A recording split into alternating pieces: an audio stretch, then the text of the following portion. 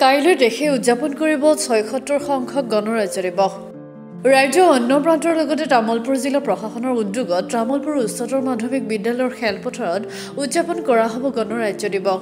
ইতিমধ্যে গণৰাজ্য দিৱসৰ প্ৰস্তুতি সম্পূৰ্ণ কৰি তুলিছে তামুলপুৰ জিলা প্ৰশাসনে। জিলাখনৰ ৯খন বিদ্যালয়ৰ ছাত্ৰ-ছাত্ৰীৰ লগতে আৰক্ষী, SSB, সেনাবাহিনীৰ লোকসহ প্ৰায় 400 গৰাকীয়ে অংশগ্ৰহণ কৰিব মাৰ্চ পাছত। ৰাজ্যৰ ভিতৰতে গণৰাজ্য দিৱসৰ কাৰ্যসূচীত তামুলপুৰত SSBৰ উদ্যোগত প্ৰদৰ্শিত হ'ব বিশেষ ডগ শ্ব'। সেনাবাহিনীৰ পাইপ বেণ্ড, অস্ত্ৰ-শস্ত্ৰৰ প্ৰদৰ্শনৰ লগতে অনুষ্ঠিত হ'ব বৰ্ণিল সাংস্কৃতিক অনুষ্ঠানৰ প্ৰদৰ্শনী।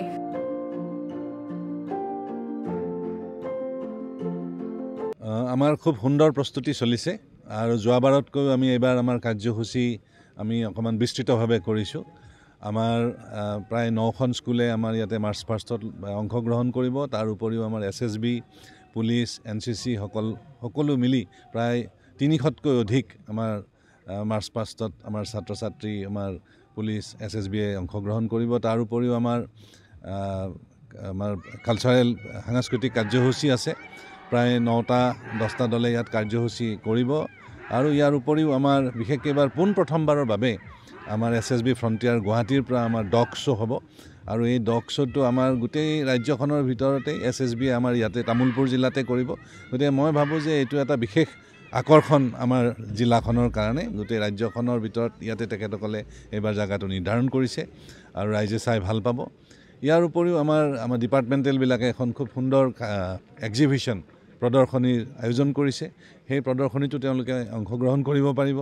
আৰ্মিৰ দ্বাৰাও 2-3টা কাৰ্যসূচী হ'ব। প্ৰথমতে তেওঁলোকৰ এটা পাইপ বেণ্ড ডিছপ্লে হ'ব। তেওঁলোকৰ নতুন ছফিষ্টিকেটেড আৰ্মছ এণ্ড এমিউনিশ্যনছবিলাক ইয়াতে ডিছপ্লে হ'ব। ইয়াৰ উপৰিও আমাৰ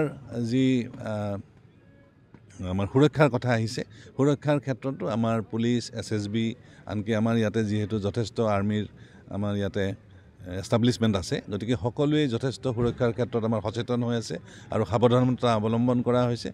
আৰু আমি সকলোকে আহ্বান জনাইছোঁ এই আপোনালোকৰ জৰিয়তে যাতে দলে বলে আহি আমাৰ এই গণৰাজ্য দিৱসত সকলোৱে অংশগ্ৰহণ কৰে।